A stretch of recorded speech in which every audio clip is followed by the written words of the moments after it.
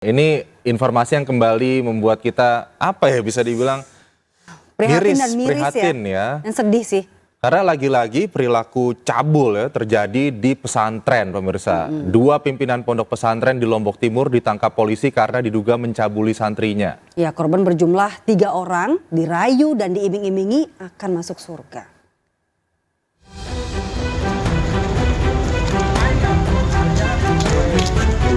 Dua pimpinan pondok pesantren di Lombok Timur, Nusa Tenggara Barat ditangkap polisi karena diduga mencabuli 3 orang santri yang masih di bawah umur.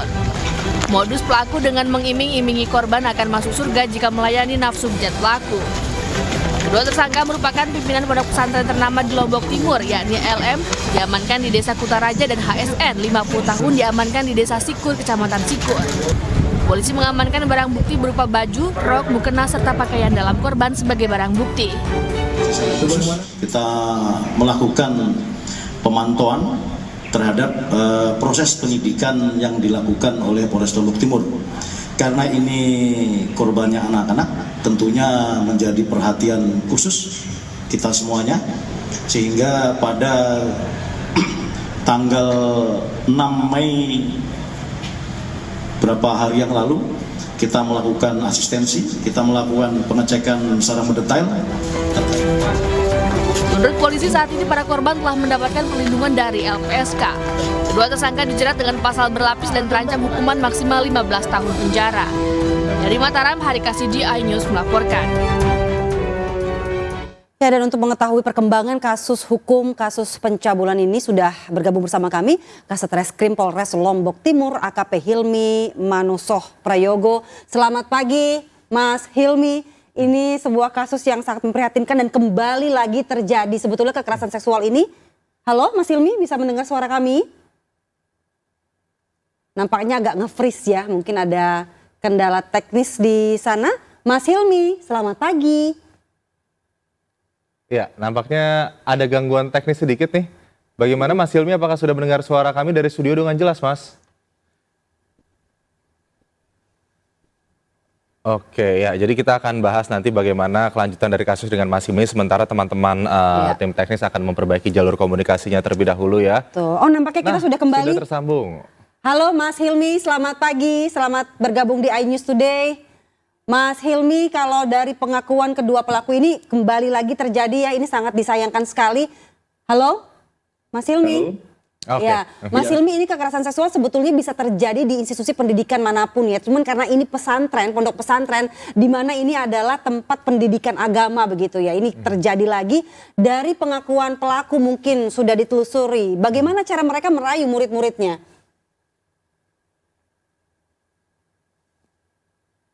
Mas Hilmi. Jadi, ya, halo. Ya, silakan Mas. Masuk ya.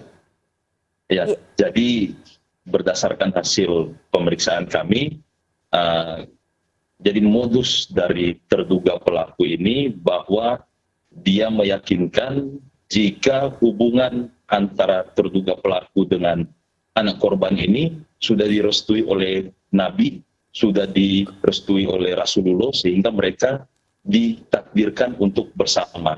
Nah, setelah itu dirayu lagi anak ini, korban ini, kemudian dikatakan bahwa Nabi Allah ini, Rasulullah ini menyuruh mereka untuk melakukan pernikahan. Setelah itu menikah, kemudian setelah menikah diwajibkan untuk berbuat selayaknya suami istri. Itulah kemudian sang anak korban ini disetubuhi oleh terduga pelaku. Mas Hilmi, dua pimpinan ini perannya di pondok pesantren ini sebagai apa sebetulnya? Dan jika kemudian yang melakukan adalah pimpinan, yang saya yakin ini tidak pertama kali terjadi tahun 2023 ini, tapi sudah memang berulang-ulang kali. Jangan-jangan santri-santri sebelumnya juga sudah banyak yang menjadi korban. Iya, jadi kedua terduga pelaku ini pimpinan dari tempat pembelajaran agama tersebut.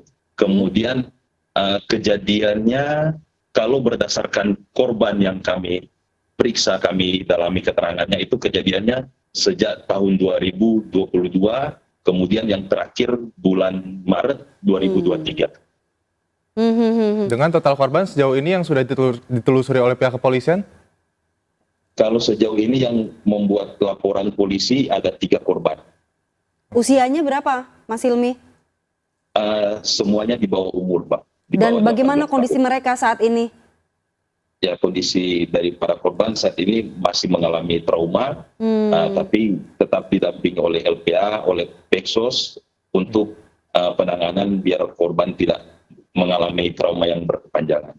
Ya, Mas Hilmi, apakah ada indikasi bahwa pondok pesantren ini kemudian memiliki apa ya bisa dikatakan ajaran-ajaran yang menyesatkan? Ya memang sesat pimpinannya melakukan hal tersebut gitu, tapi dari kurikulumnya segala macam dan bagaimana sebenarnya total jumlah santri yang mondok di sana? Kalau sejauh ini masih kita dalami, Mas Aldi, tapi sejauh ini belum kita temukan ada ajaran yang menyimpang dari tempat pembelajaran agama tersebut. Santri-santri yang lain kondisinya saat ini apakah masih tetap belajar di sana atau kemudian dipulangkan? Kalau santri sebagian ada yang masih belajar, sebagian ada yang dipulangkan. Karena ini murni perbuatan oknum, jadi sebenarnya tidak ada sangkut pautnya dengan tempat pembelajaran agama tersebut. Baik, baik. Mas Hilmi, ini kan berarti kalau pelakunya adalah guru ya di sana ya, ataupun apapun jabatannya di sana. Ini tidak lepas dari bagaimana cara mereka memfilter guru-guru yang masuk. Gitu. Apakah sudah ada pendalaman juga dari pihak kepolisian bagaimana memfilter guru-guru di sana? Track recordnya seperti apa? Ya, jadi kalau dari kami masih mendalami untuk unsur perkaranya, Mbak Dia. Kalaupun nanti hal-hal lain yang kami temukan, pasti akan kami infokan kembali. Iya, tapi saya agak bagaimana ya, karena ini yang melakukan tindakan kriminal tersebut adalah pimpinan, begitu. Menurut saya, lalu bagaimana? Apakah karena ini kan dampaknya akan sistemik begitu terhadap pondok pesantren itu sendiri. Apakah nantinya akan ada kemungkinan bahwa pondok pesantren ini akan ada kemungkinan untuk ditutupkah atau kemudian akan ditelusuri, diselidiki juga kurikulum-kurikulum yang ada di sana, begitu? Apakah menyimpang atau tidak? Ya, kalau lebih jauh tentang hal itu mungkin jadi kewenangan dari Kemenak, Mas Aldi. Mungkin nanti dari pihak Kemenak yang bisa menjelaskan. Yang Baik. pasti kalau kita dari kepolisian, masalah perkaranya yang kami dalami. Ya, kira-kira bagaimana nanti pendampingan untuk para korban dan kira-kira akan terancam pasal berapa ini bagi para pelaku, Mas Hilmi? Ya, kalau dari korban sendiri, sesuai dengan tadi yang dirilis oleh Pak Direskrim, bahwa kami pun juga berkoordinasi untuk mencoba menghadirkan LPSK. Jadi sudah kami koordinasikan, mungkin nanti akan segera dijadwalkan. Kemudian untuk ancaman hukumannya, kami menggunakan pasal Undang-Undang Perlindungan Anak, kemudian dilapis dengan Undang-Undang Tindak Pidana Kekerasan Seksual, di mana ancaman hukumannya 15 tahun penjara. Oke, baik, kalau begitu kita nanti sama-sama nantikan ya bagaimana perkembangan kasus ini, penyelidikan terkait juga mungkin ada korban-korban lainnya yang belum melapor sebetulnya, karena mengingat ini yang menjadi pelakunya korban ini di bawah umur. dan pelakunya adalah pimpinan pondok pesantren, itu harus dicatat, sangat memalukan sekali bagi pesantren juga bagi tersebut. para korban-korbannya ini untuk melapor ya. Terima kasih Mas Hilmi, kami akan terus menunggu perkembangan Mas dari Aldi, Mbak kasus Dia. ini. Selamat bertugas kembali, salam sehat selalu. Sama-sama, sehat selalu, sukses selalu.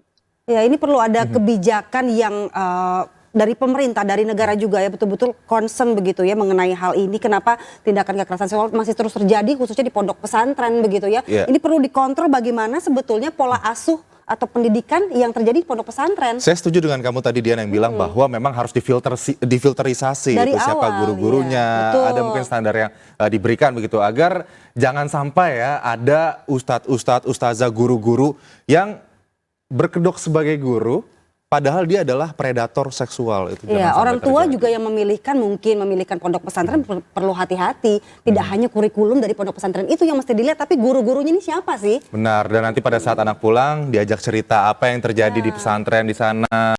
Jangan sampai anak diam saja lalu ternyata sudah menjadi korban. Iya, karena kan kalau pondok pesantren itu kan gak cuman melahirkan orang-orang yang cerdas soal agama, tapi juga yang toleransinya tinggi, yang humanis, yang berintegritas ya, sayang sekali ya. Kita sama-sama inginlah bahwa esensi anak dititipkan di pondok pesantren itu benar-benar tercapai oleh orang tua. Iya.